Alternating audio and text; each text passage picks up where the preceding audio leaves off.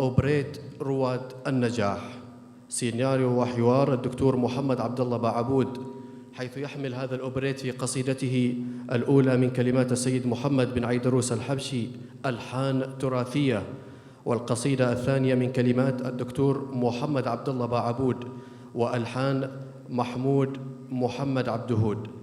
هذا الأوبريت تم تسجيله ومكساجه باستديوهات السقاف للأعمال الفنية بسيئون، توزيع المهندس علي جمال السقاف، إنتاج طلاب الدفعة الأولى بثانوية دار المصطفى الأهلية بسيئون، إشراف عام إدارة ثانوية دار المصطفى الأهلية بسيئون.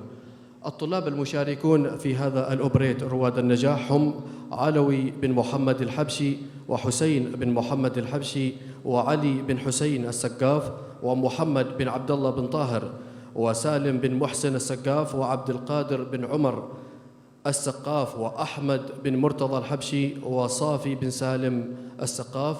إخراج الأوبريت الدكتور محمد عبد الله باعبود. أوقاتا طيبة نتمناها لكم مع أوبريت رواد النجاح.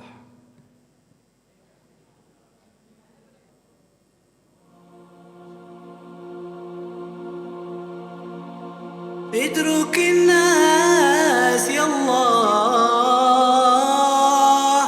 بالفرج والمسرة، واجعل الذنب مغفور، واجعل الذنب مغفور. لا تخلي على قلبي لذي الخالق حسرة، خلنا دوب مسرور، خلنا دوب مسرور.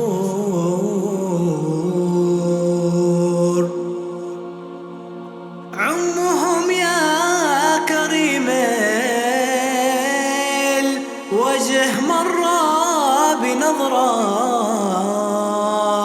ينجبر كل مكسور،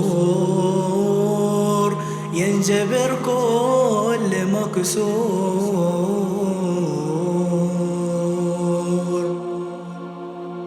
قد تقدم لنا من فضل جودك وبره، وعد في جانب الطور، وعد في جانب الطور.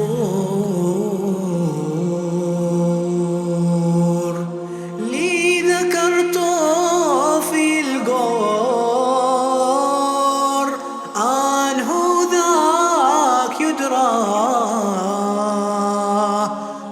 للنبي سر مسرور، للنبي سر مسرور.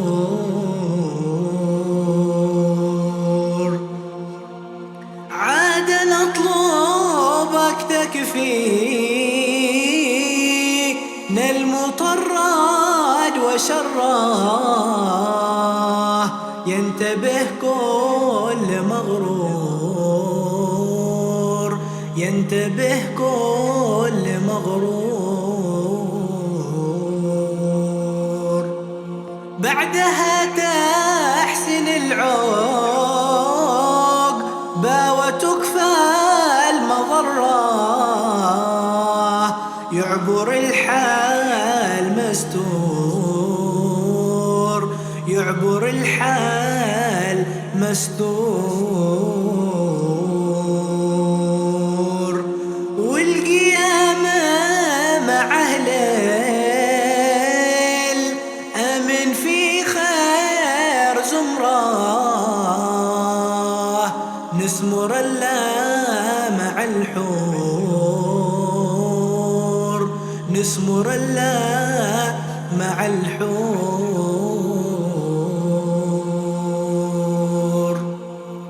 والصلاة على باب الرضا والمسرة، معدن الخير والنور،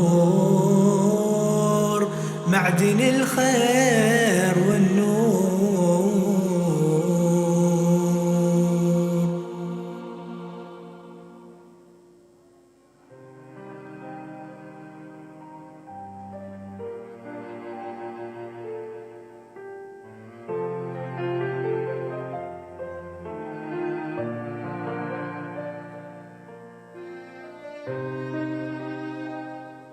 سنوات قضيناها في جهد واجتهاد وهمة وإصرار، بذلنا الغالي والنفيس لتحقيق ما نطمح إليه، لكن الألم لا زال يهطل علينا. 12 عاماً دراسياً، فيها المتعة والاشتياق، فيها ثير الهمة والانشراح، ضحكات الأصحاب، إبداعات المعلمين. لكن خابت آمالنا وانطفأت شمعة أحلامنا. كنت حينها ذاك الصغير جدا الذي يرحل إلى مدرسته الحلوة جدا جدا، ليتعلم أن من جد وجد، ومن زرع حصد، ونشيد الفلاح ومقطوعة المطر. كنا كل صباح نغدو ونحن نكبر سنة بعد سنة، ونتنقل من فصل دراسي إلى آخر، نتحول من طفل صغير إلى طفل أكبر، وبمرور الأيام مسرعة رأينا العجب العجاب. سنيناً عجافاً يابسات عشناها، تذوقنا مرارة الألم، لا قطوف فيها ولا ياسمين ولا آمالاً تحققت. عشنا لنملأ الحكاية فراغاً، ومع ذلك لمعت مواهب ببريقها لتضيء عتمة الليل. صديقي، وما الحياة إلا دورة باهتة اللون لأشخاص قد يعيشون معنا في الذاكرة، أو أناس يكونون أبطالاً في مخيلتنا، ولكننا بحاجة إلى الإرادة والطموح، فبالإرادة القوية تصنع المستحيلات.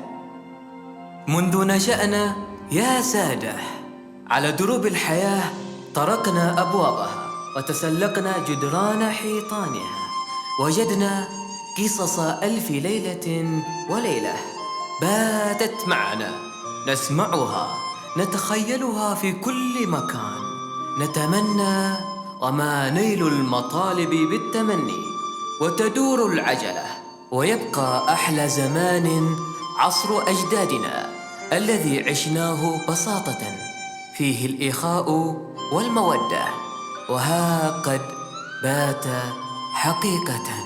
نعم، فقد أضحى عصر أجدادنا السالفون شائعاً بين أصقاع العالم، ولولا قيمهم ومآثرهم لما كنا الآن نسرد العبر والحكم من قصصهم.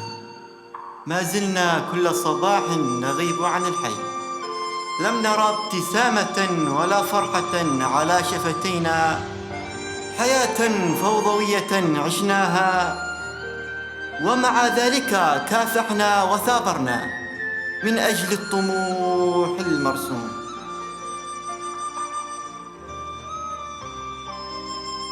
ما بالكم أبنائي متذمرين؟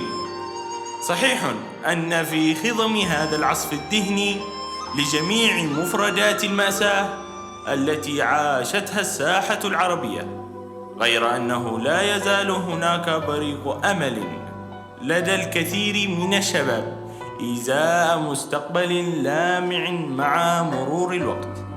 ملامحك قد لاحت سلفاً على ناظري، ترى من أنت؟ عجيب أمرك يا فتى، ألم تعرفني؟ أنا من يصول ويجول، أنا من يسعى لغرس الأثر بين العام والخاص، أنا الحكيم النبيل.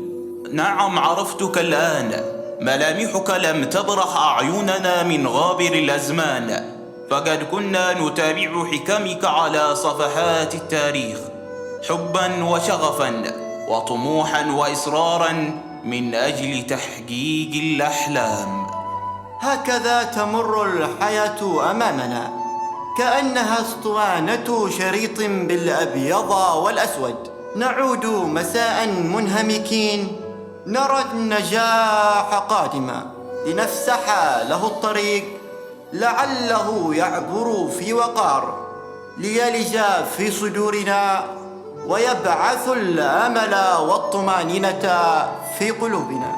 نتأسف لكل من يرغب باستمرار في عرض سلسلة الأحلام على هامش الحياة دون ما إصرار على خطفها، فبرغم جمالها غير أنها تبقى سنينا وأياما عجافا مستحيلات. الأغلب منا يحلم بحياة سهلة كصحن من ذهب، أو ينتظر مصباح علاء الدين ليخرج منه جني الأمنيات ليحقق له ما يريد وما تتوق له نفسه خوفا من العثرات.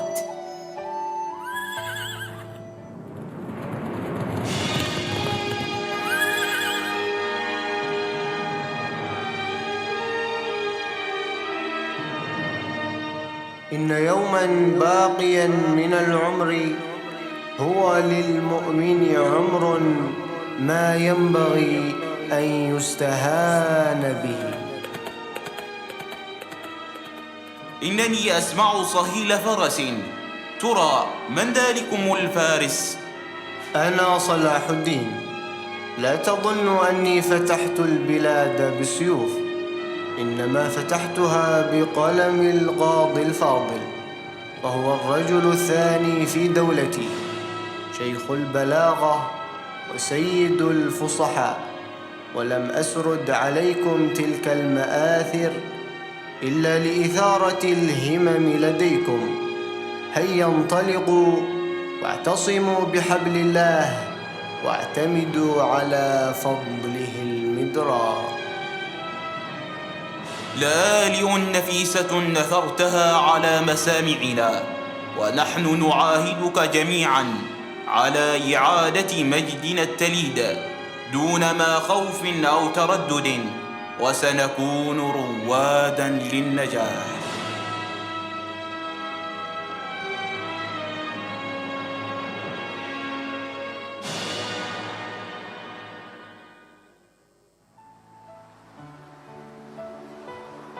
لا بأس بقليل من الخوف، فالإنسان بطبيعته يخاف الإبحار بسفينة الأفكار، فهذه السفينة إما تغرقه أو تنجيه لبر الأمان. سنينا عجافا نودع الجهل والظلم، فنحن جيل لا يعرف اليأس ولا يصحب الجاهلين. همتنا الفوز والفلاح بجهد الأولى الصابرين. أحسنت وأوجزت بني، كم أنت شجاع يا فتى.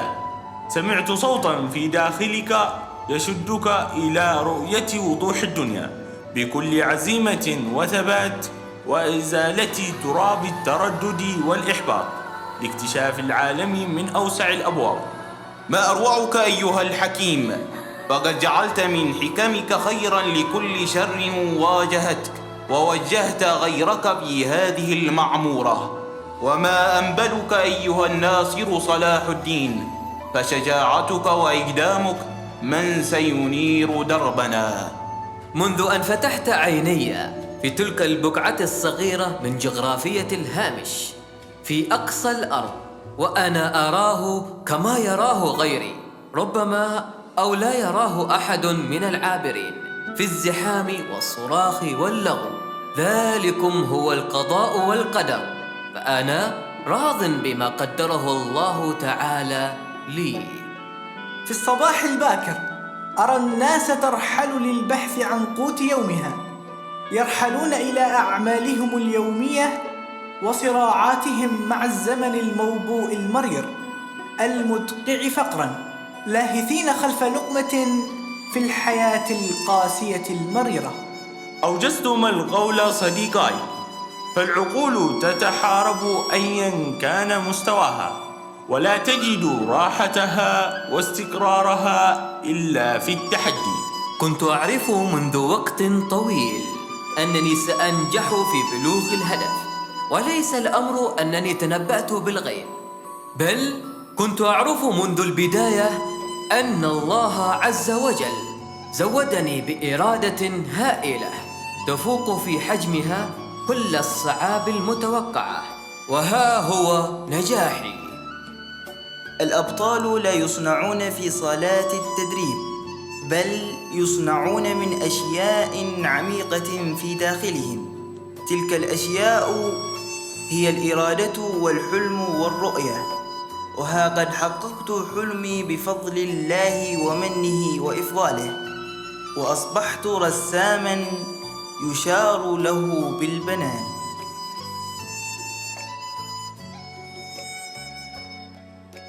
وأنا مصمم على بلوغ الهدف، فإما أن أنجح وإما أن أنجح.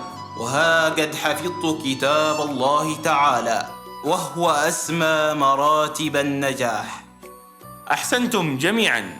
الحياة أبنائي تحتاج إلى صبر وقوة جلد، فالقوي هو من ينسج من منقصاتها طموحاً يحقق أهدافه، بينما الضعيف يظل قابعاً مستسلما. صحيح ما ثاه به فوك أيها الحكيم، فنحن نسقط لكي ننهض ونكابد في المعارك لنحرز نصراً مؤزراً. أبداً لم يسلم أحد منا من صفعات الزمن، لكن الأقوياء فقط هم الذين امتلكوا من الإرادة قدرا منعوا به أيديهم من أن تتحسس موضع الصفعة، فلم يلحظ ألمهم أحد. كم منا يحتاج إلى نباهة ذلكم الحكيم وشجاعة الناصر صلاح الدين، بل كم منا يحتاج إلى الاقتداء بعالم ينير حياته، يخرج نفسه من عتمة ليل الخوف ويشرق للمستقبل بكل صباح. الحياة أحبتي تريد منا أن نصمد ونتكاتف ونقف باعتدال، فلكل منا في عمره أيام وسنين فيها مد وجزر. إذن علينا أن ننتصر بملاحة الأيام وجمالها وغياب ليل القهر وعتمته. آن الأوان للتغيير أيها السادة، وتحقيق الأهداف بالعزيمة والإصرار، فللإنسان قدرات كامنة تمكنه من الوصول لأهدافه المرجوة بعد أن يبذل المستحيل في سبيل تحقيقها. التحدي لا ينتظر إطلاقاً، والحياة لا تلتفت إلى الوراء. أسبوع واحد هو فاصل من الزمن، فمن جد وجد، ومن زرع حصد، والهدف لا يتحقق إلا بالإصرار، والإرادة القوية هي التي تصنع المستحيل.